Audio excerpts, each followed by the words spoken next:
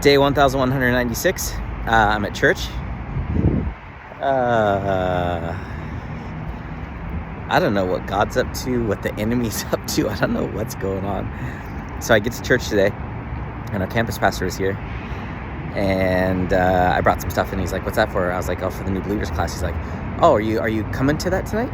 And I was like, "What do you mean? I'm running it." And he's like, "Oh no, I'm gonna run it tonight."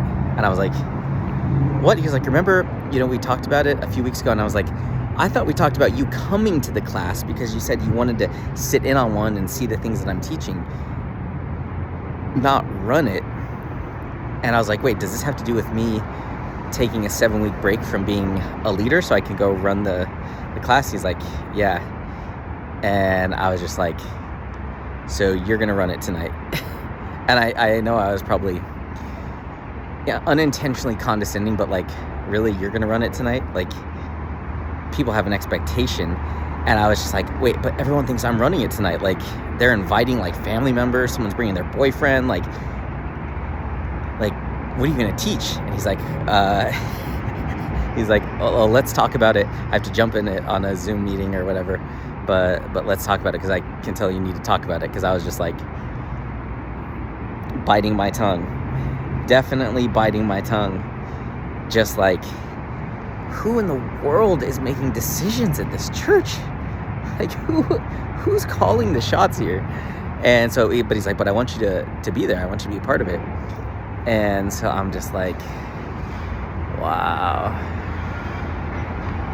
And I get, because I'm not going to be leading X18 for 7 weeks, but it seems very hypocritical because there are several people leading ministries that either are or were not X18 leaders when they started the ministry, or while they were leading the ministry, or are currently leading a ministry. So, okay. So then what is it? It just seems so political. This seems so political. This is just like,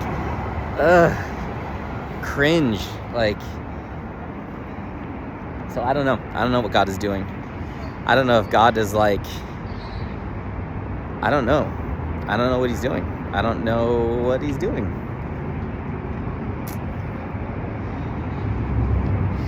Yeah. So I don't even know. I'm just like, what?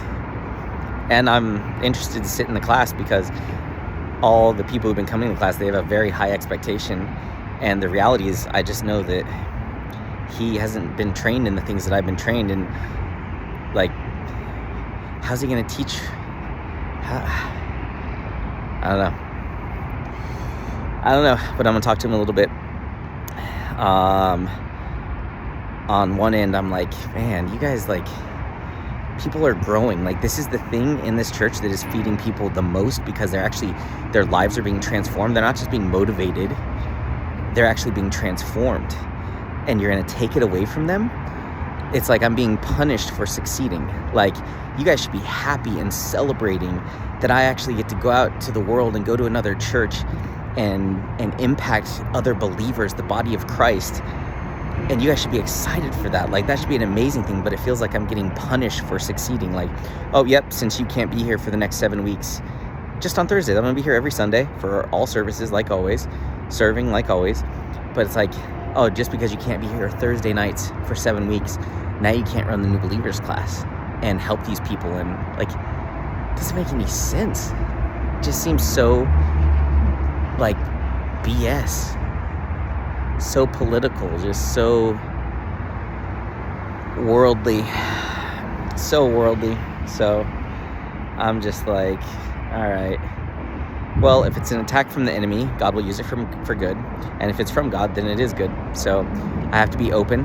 I have a lot of frustration, annoyance.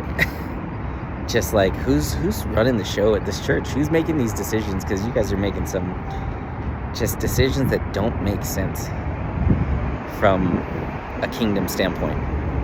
So, there's a rebellious side of me that's just like, okay, screw you guys. Then I'll run the class outside the church. And